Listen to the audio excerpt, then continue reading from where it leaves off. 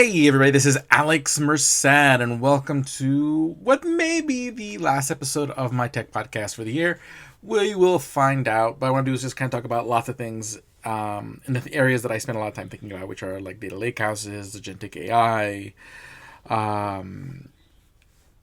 just generally like tech stuff in general, and just sort of what an amazing year it has been. Like this, the AI train has certainly exceeded all my expectations as far as what we are capable of in this moment. And I'm going to talk about some of the tools that I personally have been using quite a bit and have been quite powerful for me. First, I'm just going to kind of gush a little bit about sort of a lot of stuff that Google's been putting out. Particularly Google Antigravity. Google Antigravity is sort of their IDE, so their version of sort of like Cursor. So if you use Cursor or Comet or everybody else's attempt at this thing, you get the idea. What's nice is one that is using you get, if you're a Google Pro user, you get a fairly, I think, generous amount of rate limiting on using Gemini and Claude within Antigravity. So basically it's, you don't have to pay anything extra. You already have it from your Google Pro account, and it works really well. I've built several things since I've got using Antigravity, using more sort of robust AI assisted coding. Like I've used AI in coding before, things like GitHub Copilot, where it would do tab autocompletes, things like that.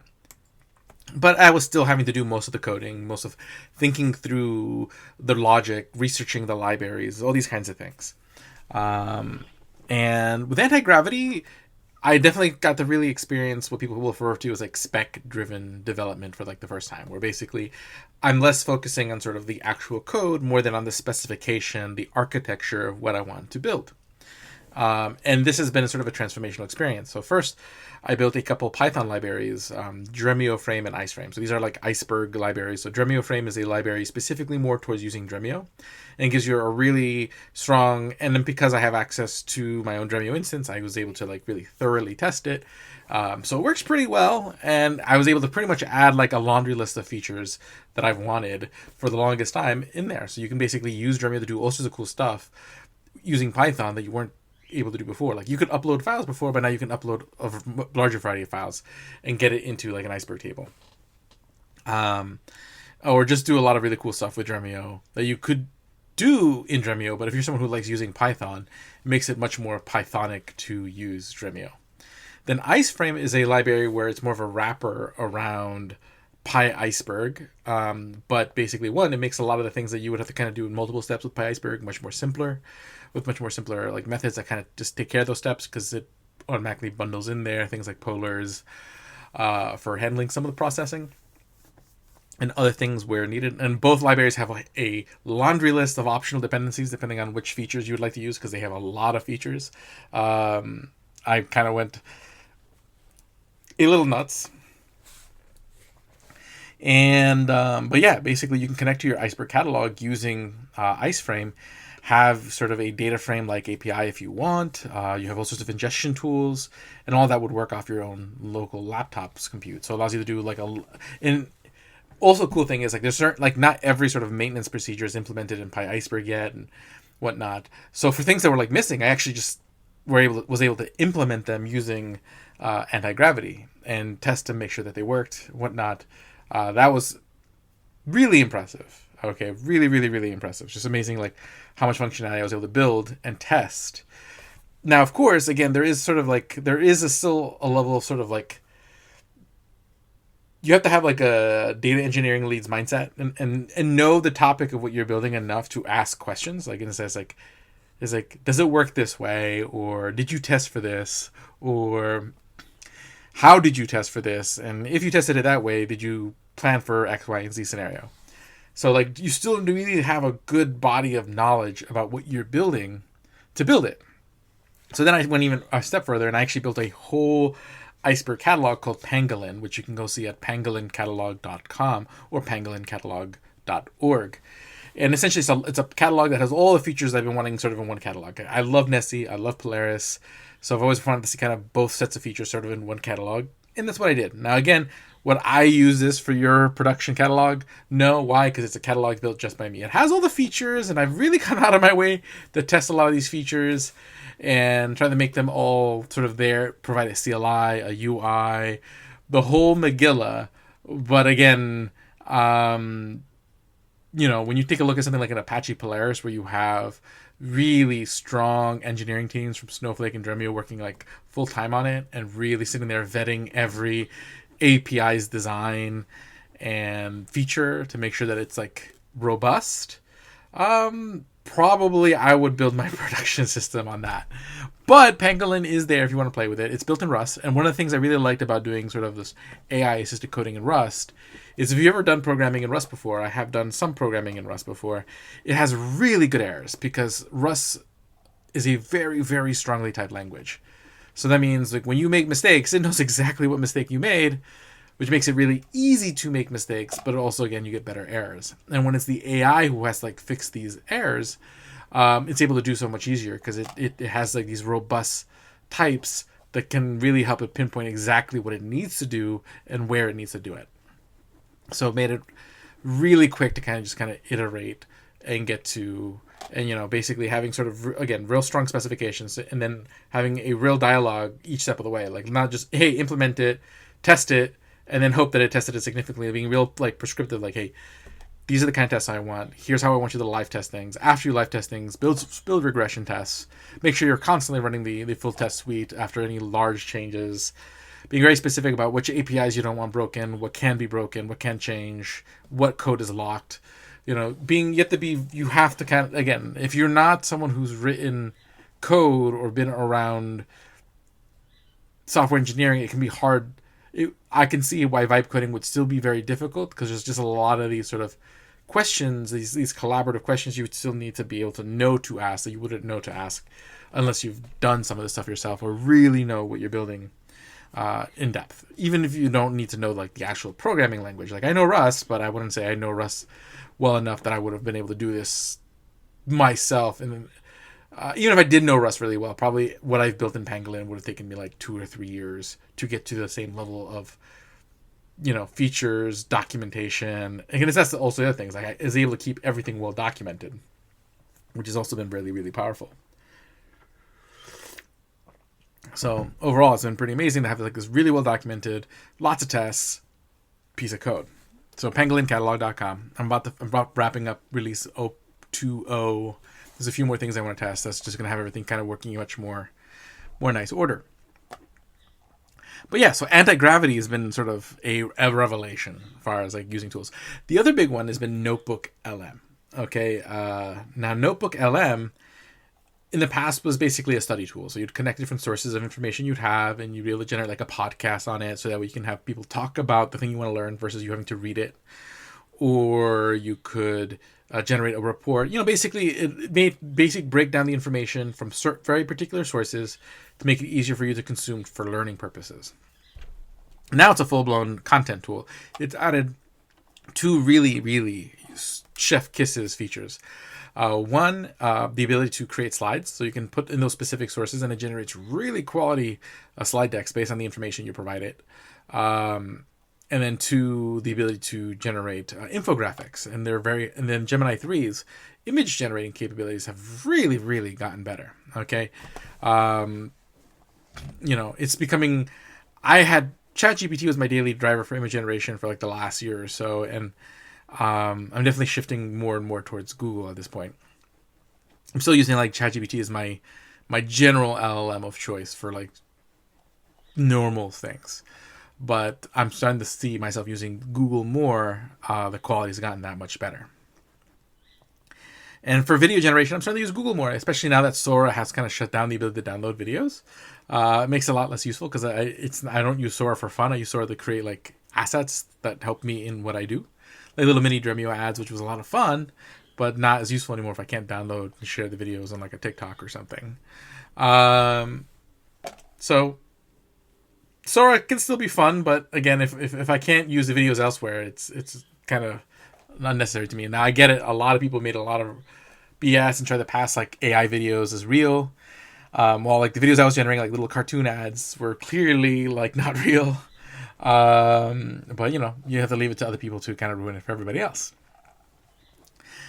The other really cool thing that I've noticed is also just for like Google presentations has added a beautify slide button. So basically, if you're generating like slides, now you can just focus on content, and then you can just click the beautify slide button, and it just makes the slide look good. Essentially, you uses the same process as you would if you're using the generate slide in NotebookLM, but it does it based on the content you've put on the slide, and it uses like the slide theme of your slide deck. So if you're using like a corporate themed slide deck, it'll actually like stick to that theme. It's actually really, really cool. So those were some of the like AI tools that really like made a difference this year. Now there's certain ones I've already been using, things like Suno to generate music. I usually use it to generate like instrumental, like corporate music for the backs of some of my videos that I'll do, or just as general like audio beds. Not like other people where they're trying to generate like fake albums by fake artists. I'll generate some fake songs here and there for my own amusement, for my own enjoyment, but generally I'm not going to make those public. Cool.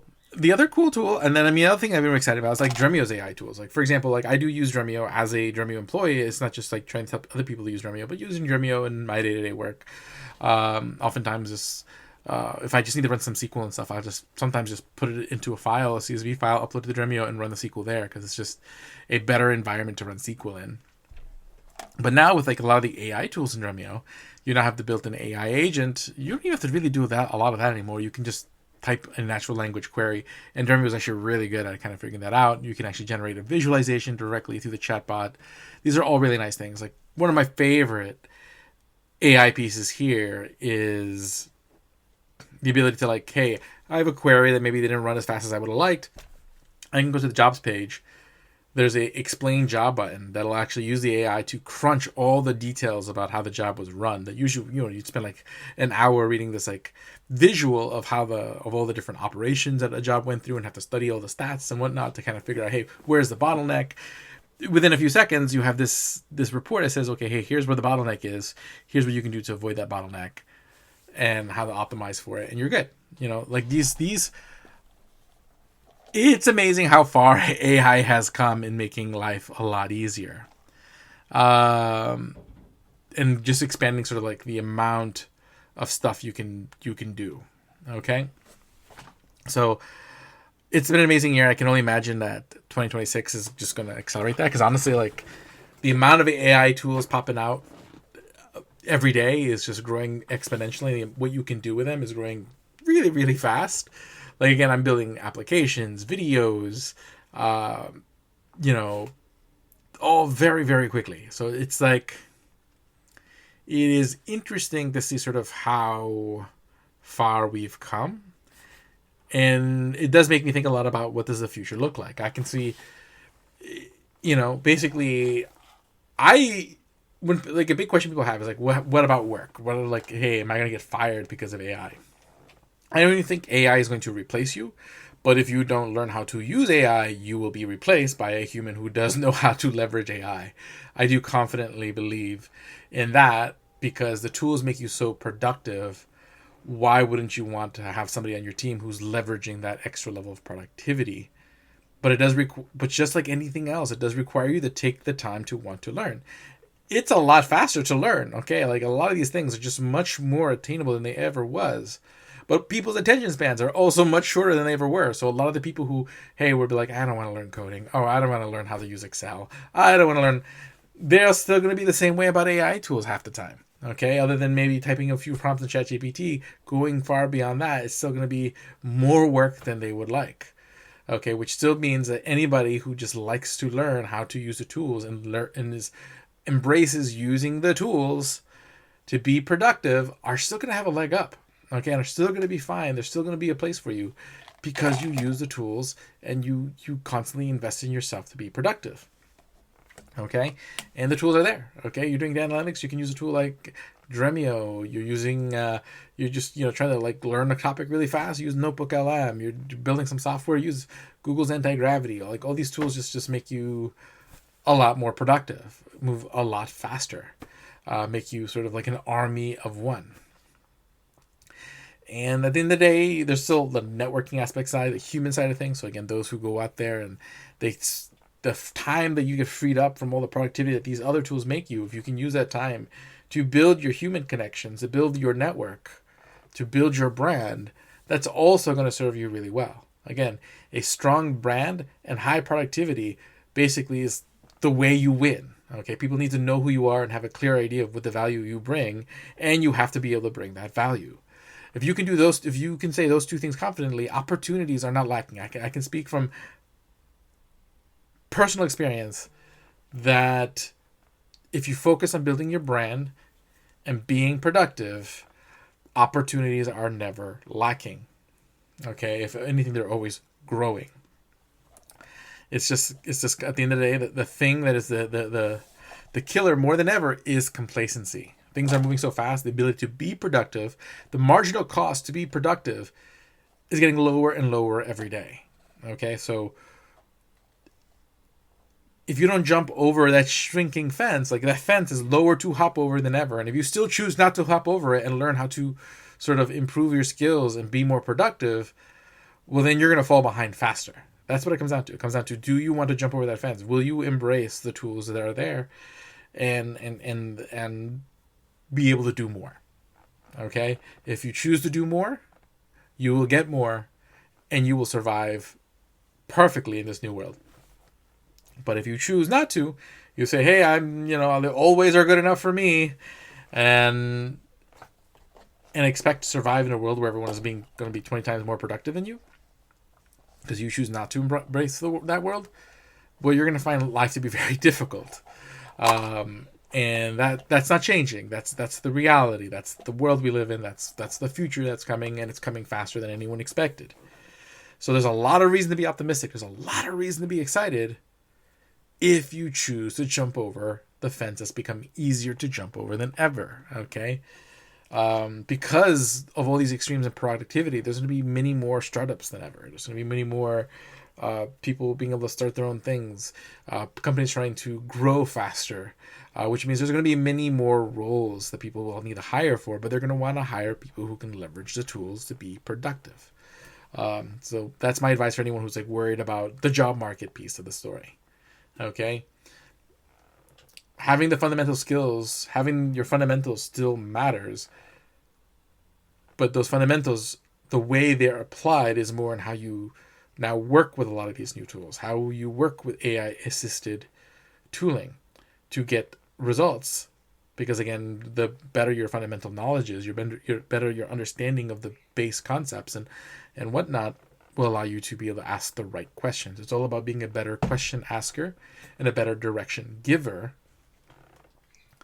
and having a clearer vision of what you're doing and being able to communicate that vision, versus being like, I have a very specific thing I need to do over and over again 1,000 times in a very specific way. I'll be the one who does that. Nowadays, no. The repetitive work is off your plate. Now everyone has to become a visionary. And that's totally doable. You just have to embrace it. But yeah, so that's sort of like my message going into this new year, 2026, of how to thrive technologically in this year. But also, of course, I do want to remind you, if you are doing like large scale data analytics, do try Dremio and try the Dremio 30-day free trial. It is pretty cool. There's a lot of cool features, and there's a lot more cool features coming. Lots of stuff to be really excited about. But yeah, I think that's really all I have to say. It's all really, really exciting. Again, just follow me on LinkedIn if you don't already, or on Twitter, or on any social network, really. Just head over to alexmerced.com to find all the links. Have a great day and enjoy, and I'll see you all in the next year.